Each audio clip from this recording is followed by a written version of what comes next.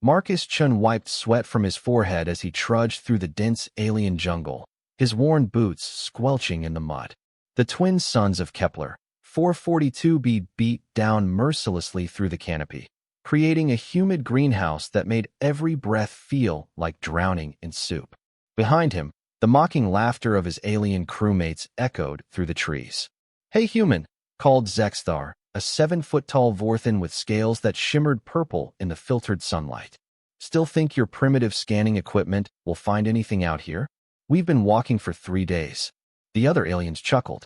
There was Klikta, an insectoid Zephyrian whose compound eyes glittered with amusement, and Borak, a massive Krogan-like creature whose tusks jutted from his lower jaw. They had all volunteered for this survey mission to the newly discovered planet, but none of them believed Marcus's readings about unusual energy signatures deep in the jungle. "The scans don't lie," Marcus said quietly, not turning around. He checked his handheld scanner again. The energy reading was getting stronger. Something big was buried beneath all this vegetation, something that had been here for a very long time. "Your human technology is probably just picking up mineral deposits." Click-tock clicked, her mandibles chattering with laughter.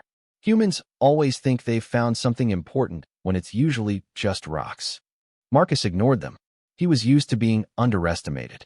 As the only human on the survey ship Wanderer's Dream, he had endured months of subtle and not-so-subtle mockery. Humans were the newest species to join the Galactic Coalition, and most aliens viewed them as primitive upstarts who had stumbled into space travel by sheer luck rather than any real technological prowess. The truth was, humanity had developed differently than most spacefaring species. While other races had focused on energy weapons and gravity manipulation, humans had become masters of pattern recognition, adaptive thinking, and making the best use of limited resources.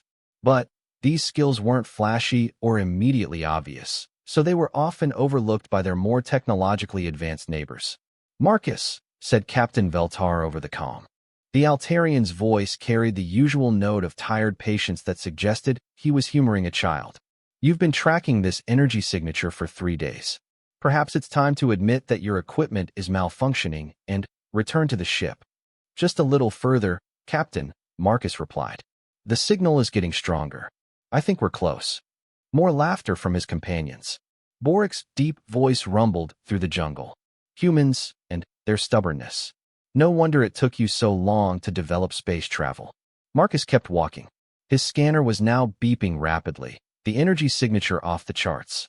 Whatever was down there, it was massive and definitely artificial.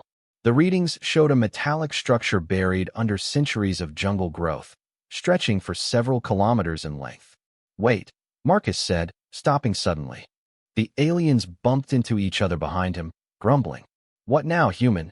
Zexthar sighed. Marcus knelt down and brushed away some of the thick vegetation at his feet.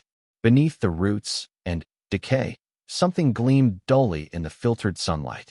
Metal. But not just any metal. This was an alloy he didn't recognize, something that seemed to absorb and reflect light in impossible ways. "I think I found something," he said quietly. The aliens gathered around, their mockery forgotten for the moment. Klikta's compound eyes focused on the metallic surface as Marcus cleared more vegetation away. "It's probably just debris from an old mining operation," Borak said dismissively. "This system had some minor civilization before they went extinct." But Marcus was studying his scanner readings more carefully. The energy signature wasn't just coming from this spot, it was coming from everywhere around them. The entire jungle floor was covering something enormous. "This isn't debris," he said slowly. "This is a hull." "A hull?" Veltar's voice crackled over the comm. "What kind of hull?" Marcus looked around with new eyes. The jungle stretched in every direction, but now he could see subtle patterns in the way the trees grew, areas where the ground was slightly raised or depressed. The energy readings painted a clear picture that his alien crewmates' more advanced sensors had somehow missed. "A ship hull," he said. "We're standing on top of a buried starship." The aliens exchanged glances. Zexthar's scales shifted to a darker purple, a sign of skepticism among his species. "That's impossible," he said. "A ship this size would have been detected by our orbital scans. Not if it's been here long enough for a jungle to grow over it," Marcus replied. He was walking now, following the curve of the buried hull. Look at these trees. Some of them are centuries old. This ship has been here for a very long time. Clickta's mandibles clicked nervously. Even if that's true, what makes you think it's significant? Derelict ships are found all the time. Marcus stopped walking. His scanner was going crazy now, the energy readings spiking beyond anything he'd ever seen. But there was something else, something that made his human intuition, that pattern recognition ability that aliens often dismissed, start screaming warnings. Because, he said slowly, it's not derelict. It's still powered. The jungle around them suddenly felt different. The usual sounds of alien birds and insects seemed muted, as if the very air was holding its breath. The aliens looked around nervously, their earlier confidence evaporating. That's not possible. Captain Veltar's voice came over the comm, but it sounded strained. Our sensors would have detected any active power sources. Marcus was studying his readings more carefully.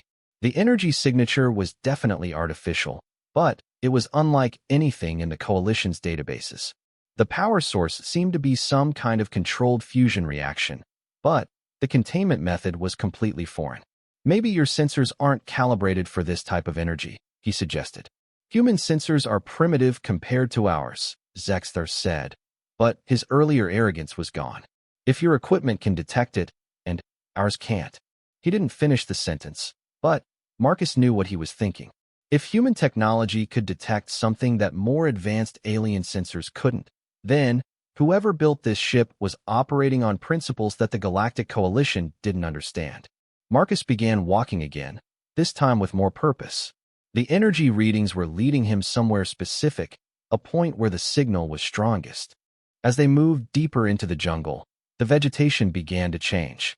The trees were older here, more massive, their trunks twisted into strange spiral patterns that seemed almost deliberate. The plants, Clickta observed, her scientific training overcoming her earlier dismissiveness. They're growing in patterns that seem to follow the ship's structure. Like the ship is somehow influencing their growth, Boric added, his warrior's instincts clearly on alert. Marcus nodded. Or like whoever built the ship designed it to work with the natural environment rather than against it. They crested a small hill, and Marcus stopped so suddenly that the aliens nearly ran into him again.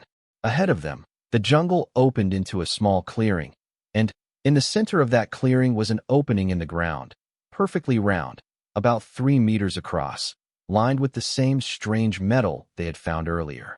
An airlock, Marcus breathed.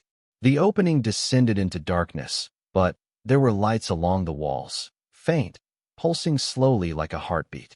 The energy readings from Marcus's scanner were off the charts now, but the signature was somehow welcoming, as if the ship was inviting them inside.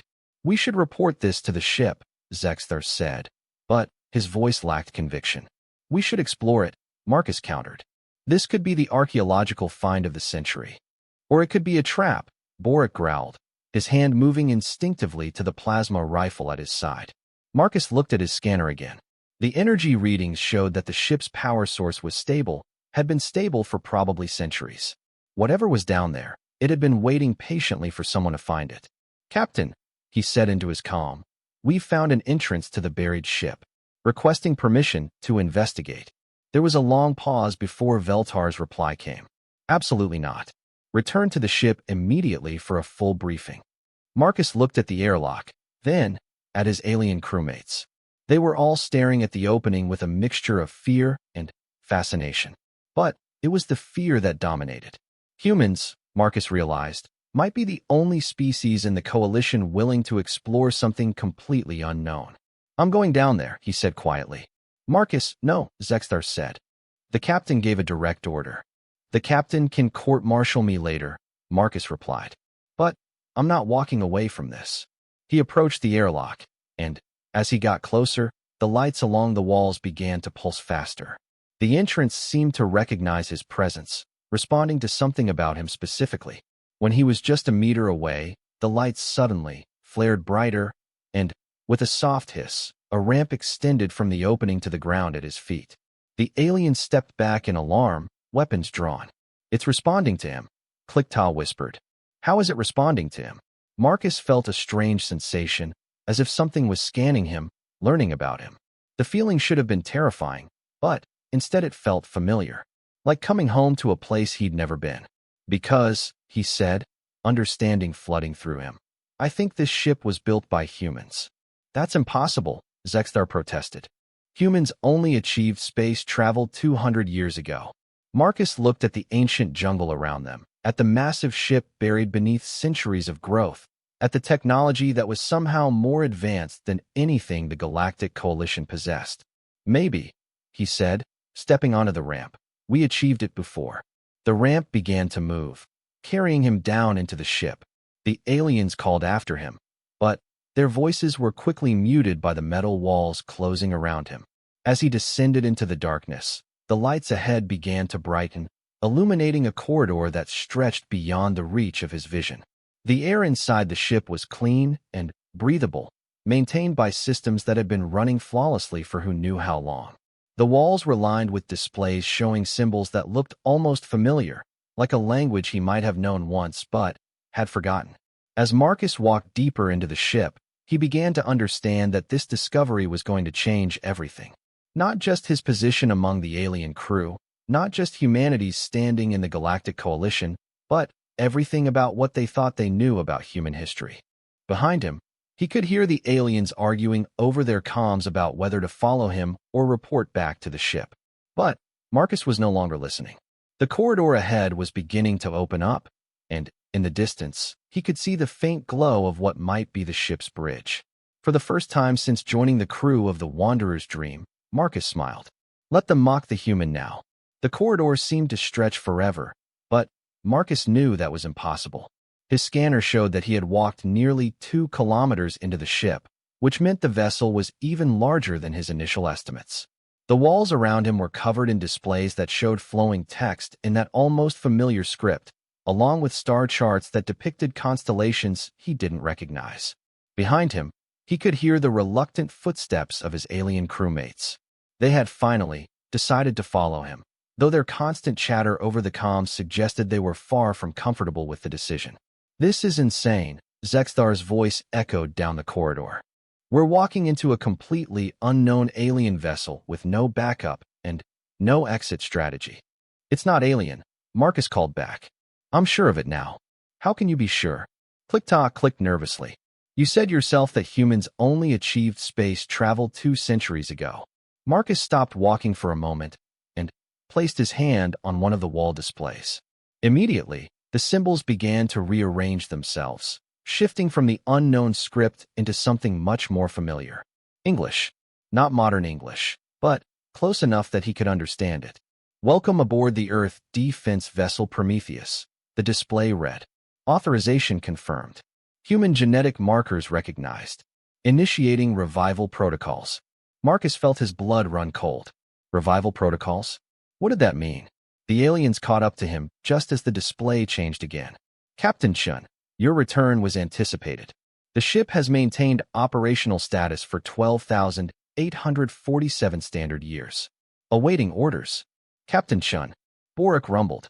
That's your family name, isn't it, human? Marcus nodded slowly, his mind racing. 12,000 years. This ship had been waiting for 12,000 years. But that was impossible. Human civilization wasn't even that old, according to all historical records. The display must be malfunctioning, Zexthar said, but his scales had shifted to the deep purple that indicated genuine fear. There's no way humans had spacefaring capability 12 millennia ago. Maybe our history isn't as complete as we thought, Marcus replied quietly. The corridor ahead suddenly blazed with light, and a new voice filled the air around them. Not a mechanical voice, but something warm and distinctly human. Marcus Chun, the voice said, and Marcus felt a chill of recognition. It sounded like his grandfather, who had died when Marcus was young. You've grown up well, though I suppose 12,000 years is quite enough time for that. Who are you? Marcus asked the empty air. I'm Captain James Chun, and I suppose that makes me your great-great. Add a few more greats, grandfather. I've been waiting a very long time to meet you. Marcus looked around wildly. There was no one there, just the empty corridor and the glowing displays. Behind him, his alien crewmates had gone completely silent. You're an AI, he said. I prefer to think of myself as a recorded consciousness. The voice replied with what sounded like amusement. Though I suppose the distinction isn't particularly important after all this time. What matters is that you're here, and the galaxy needs the Prometheus again. The corridor ahead began to change, walls retracting to reveal vast spaces beyond. As they walked forward, Marcus could see that they were entering a massive chamber, the ship's bridge, he realized. But it was unlike any bridge he had ever seen. The walls were transparent, offering a view of the jungle above them, but overlaid with holographic displays showing star charts, tactical information, and what looked like real-time intelligence data from across the galaxy. In the center of the bridge was a raised platform with a single chair, and floating around it were dozens of control interfaces that seemed to respond to thought rather than touch. "This is impossible," Clicktaw whispered. "This technology is more advanced than anything the Coalition has ever developed." "Of course it is," Captain Chen's voice replied. "The Coalition has been following the wrong path for millennia. They've focused on bigger and more powerful, when they should have been focusing on smarter and more adaptive." Marcus approached the captain's chair slowly. As he got closer, the holographic displays began to shift, showing information about the current state of the galaxy. What he saw made him stop dead in his tracks. The Galactic Coalition that he knew, the peaceful alliance of species working together for mutual benefit, was not what it appeared to be. The displays showed a darker truth: worlds stripped of resources, entire species enslaved or wiped out, all hidden behind a facade of diplomatic cooperation. "This can't be right," he said. "I'm afraid it is," Captain Chen replied sadly. "The Coalition is run by 3 species, the hegemony, as they call themselves. They've been using the other member worlds as resource farms for the past 8,000 years. Very efficiently, I must admit. Most species don't even realize they're being exploited." Zexthar stepped forward, his scales now a deep, angry red. "That's a lie. The Coalition has brought peace and prosperity to hundreds of worlds." "Has it?" The AI's voice was gentle but implacable. "Tell me, Zexthar of the 3rd Vorthan colony, when did your people last make a major technological advancement?" The alien hesitated. The Coalition shares technology freely among all member species." "You receive technology," Captain Chen corrected. "Always just enough to keep you productive, never enough to become truly independent. When was the last time a Vorthan designed a new type of starship drive? When was the last time your species discovered a new scientific principle?" Marcus was studying the tactical displays more carefully now.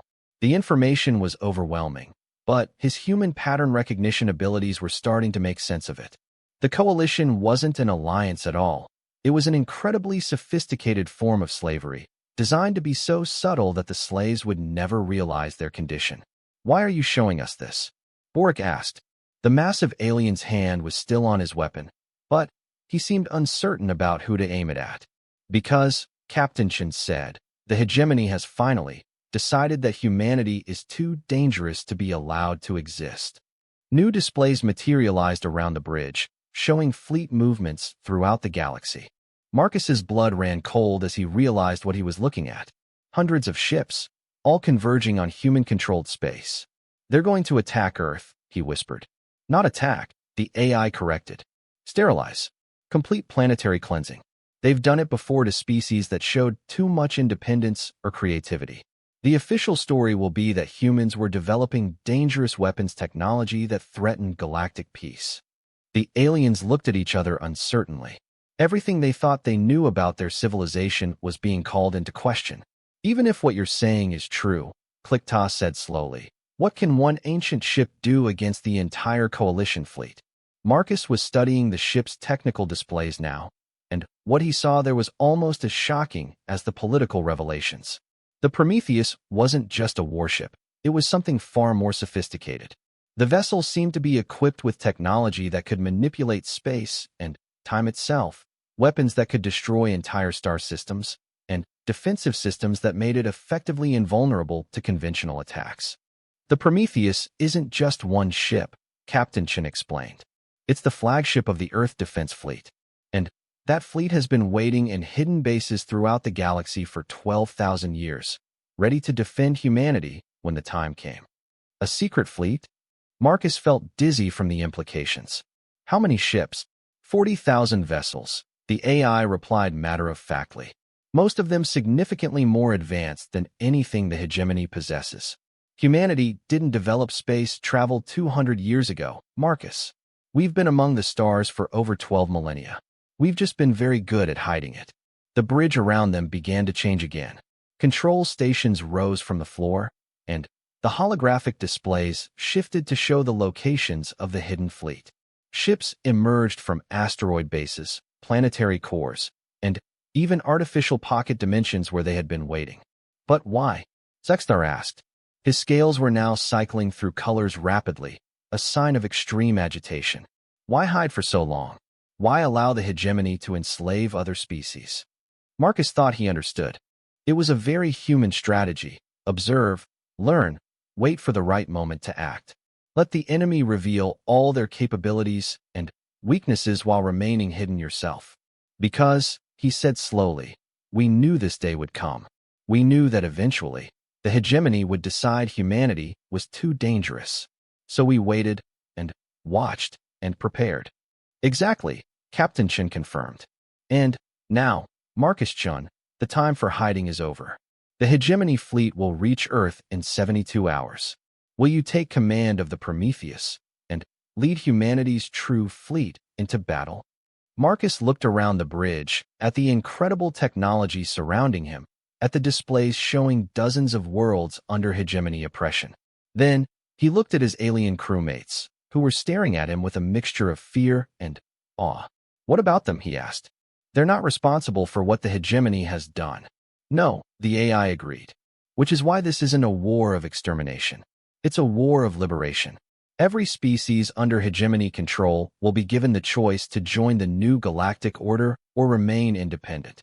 But the three hegemony species who have orchestrated this system of slavery, their fate will be decided by those they've oppressed. Klikta stepped forward, her compound eyes reflecting the light from the displays. If what you're saying is true, then, my people, all our peoples, have been living a lie for thousands of years. I'm afraid so, Captain Chen said gently. But lies can be exposed, chains can be broken, and justice can be served. The question is, are you willing to help? Borg surprised everyone by laughing, a deep rumbling sound that echoed through the bridge. Help? I've been waiting my whole life for a real fight. If the hegemony has been playing us for fools all this time, then I'd be honored to help smash their lies. Zexthar was slower to decide, his scales gradually settling into a determined blue. My people value truth above all else, he said finally. If we have been deceived for so long, then that deception must be exposed, whatever the cost. Marcus felt a weight settling on his shoulders, but it wasn't the burden of command, it was the weight of destiny. Everything in his life had led to this moment, to this choice. How do I take command, he asked. Place your hand on the command interface, Captain Chen instructed. Marcus reached out and touched a glowing panel beside the captain's chair. Immediately, he felt a rush of information flow through his mind. Tactical data, ship capabilities, fleet positions, strategic options. But, more than that, he felt the Prometheus itself, as if the ship was an extension of his own body. Around them, the bridge came fully alive. Every surface began to glow with data streams, and the view of the jungle above was replaced by a real-time view of space around the planet. In the distance, Marcus could see the Coalition survey ship that had brought them here, but now he could also see what was hidden beyond it. Dozens of hegemony warships, waiting in the shadow of the planet's moon. They followed us here, he realized. This wasn't a coincidence. No, Captain Chen agreed. The hegemony has known about the Prometheus for centuries. They've been searching for it, hoping to claim its technology for themselves. When they detected your human DNA signature during the survey mission, they realized you might be able to activate the ship. So they let us find it, planning to take it once we opened it for them, Marcus concluded. Exactly. But they made one crucial error in their calculations. What's that? Captain Chen's voice carried a note of grim satisfaction. They assumed the Prometheus was alone. On the displays around the bridge, space began to fill with ships. Not dozens, but hundreds, as the hidden Earth defense fleet began to decloak around the planet. Each vessel was sleek and deadly, their designs clearly human, but incorporating technology that was centuries ahead of anything the Coalition possessed. The hegemony wanted a trap, Marcus said, understanding flooding through him. They're about to get one. The space around the planet had transformed into a maze of sleek warships that seemed to bend light around their hulls. Marcus counted over 200 vessels before giving up. His enhanced connection to the Prometheus was feeding him tactical data faster than his conscious mind could process it. Hegemony Fleet is hailing us, reported one of the ship's AI subsystems. The voice was crisp and professional, clearly human, but distinctly different from Captain Chen's warm tones. Put them through, Marcus said, settling into the captain's chair. The seat seemed to mold itself to his body, and, suddenly, he could feel every system on the ship as if they were extensions of his own nervous system. The main display shimmered, revealing the bridge of a Coalition dreadnought. The figure in the command chair was tall and imposing, with silvery skin and eyes like black diamonds. A hegemony elite, one of the three ruling species that Marcus now knew controlled the galaxy from the shadows. I am Admiral Cross of the Hegemony Fleet, the alien said, its voice carrying the absolute confidence of someone who had never been defied. You will surrender the Prometheus and submit to immediate detention. Any resistance will be met with total destruction. Marcus looked at his alien crewmates, who were standing nervously behind his chair. Zexthar had gone completely silent, his scales locked in the pale color that indicated shock. Klikta was clicking her mandibles rapidly, and Borik's hand was gripping his weapon so tightly that his knuckles showed white beneath his thick skin. Admiral Cross, Marcus replied calmly. I'm Captain Marcus Chun of the Earth Defense Vessel Prometheus. I'm afraid I'm going to have to decline your generous offer. The Hegemony Elite's black eyes narrowed. You cannot be serious, human. I have 57 vessels under my command, equipped with weapons that could crack this planet in half. You have one ancient ship that has been buried in a jungle for millennia. That's where you're wrong, Marcus said. Around the bridge, tactical displays began showing the true scope of the hidden fleet. I don't have one ship. I have 40,000. Admiral Cross's confident expression flickered for just a moment. Impossible. Our sensors detect no other vessels in this system. Your sensors are designed to detect hegemony technology. Captain Chen's voice interjected, speaking directly to the Hegemony Admiral. They were never calibrated to find ships that didn't want to be found. As if in response to his words, the human fleet began to shimmer into visibility around the hegemony vessels. The effect was like watching stars being born. Tiny points of light that grew rapidly into massive warships, surrounding the Coalition fleet in a complex three-dimensional formation that left no avenue of escape. Admiral Cross's composure cracked entirely. This is impossible. Humans are a primitive species. You've only been in space for 2 centuries. Actually, Marcus said, feeling the weight of ancient history flowing through the ship's databases, we've been in space for about 12,000 years. We've just been very good at pretending otherwise. The tactical displays around the bridge were showing the true scope of the confrontation. The Hegemony fleet, while impressive by Coalition standards, was completely outmatched. The human ships were not only more numerous, but also centuries more advanced, incorporating technologies that seemed to violate known laws of physics. Admiral, Marcus continued, I'm going to give you one chance to stand down. Order your fleet to withdraw, and we can discuss the future of the galaxy like civilized beings. I will not be threatened by a primitive ape. Cross snarled. All ships, open fire. Destroy them all. The space around the planet erupted in brilliant flashes of energy as the Coalition fleet opened fire. Plasma beams and antimatter torpedoes streaked toward the human ships, weapons powerful enough to vaporize small moons. Marcus watched with interest as the attacks simply passed through the human vessels without causing any damage at all. Interesting, Captain Chen observed. They're still using directed energy weapons. How quaint. Face shields, Marcus asked, understanding the technology intuitively through his connection to the ship. Among other things, the AI confirmed. The hegemony has been stagnant for so long that they've forgotten how to innovate. Their weapons are designed to overwhelm conventional defenses through brute force. They have no answer to technology that simply exists in a different dimensional phase. Admiral Cross was screaming orders at his crew, demanding explanations for why their weapons were having no effect. On the tactical display, Marcus could see the coalition ships frantically repositioning, trying different angles of attack, cycling through various weapon types. Nothing worked. "Should we return fire?" asked one of the fleet commanders over the comm. Marcus paused. The human fleet's weapons were devastatingly effective against hegemony technology. A single shot from the Prometheus could probably destroy Admiral Cross's entire fleet. But something about the situation troubled him. "Captain Chun," he said quietly, "how many coalition species actually know about the hegemony's deception?" "Very few," the AI replied. "Most species are genuinely unaware that they're being exploited. The hegemony has been very careful to maintain the illusion of cooperation and mutual benefit." Marcus looked at his alien crewmates. Zexthar, Click-Ta, and Boric had all seemed genuinely shocked by the revelations about the true nature of the coalition. If they didn't know, then probably most of the crews on those ships didn't know either. "Open a channel to all ships in the coalition fleet," he ordered. "Marcus," Captain Chen warned, "what are you doing?" "Something human," Marcus replied. "Admiral Cross, I'm afraid your weapons can't hurt us. But before we demonstrate what our weapons can do to you, I think your crews deserve to know what they're really fighting for." The displays around the bridge shifted, showing not just Admiral Cross but the bridges of dozens of coalition vessels. Marcus could see representatives of species from across the galaxy: Vorthans, Zephyrians, Krogans, Altarians, and many others.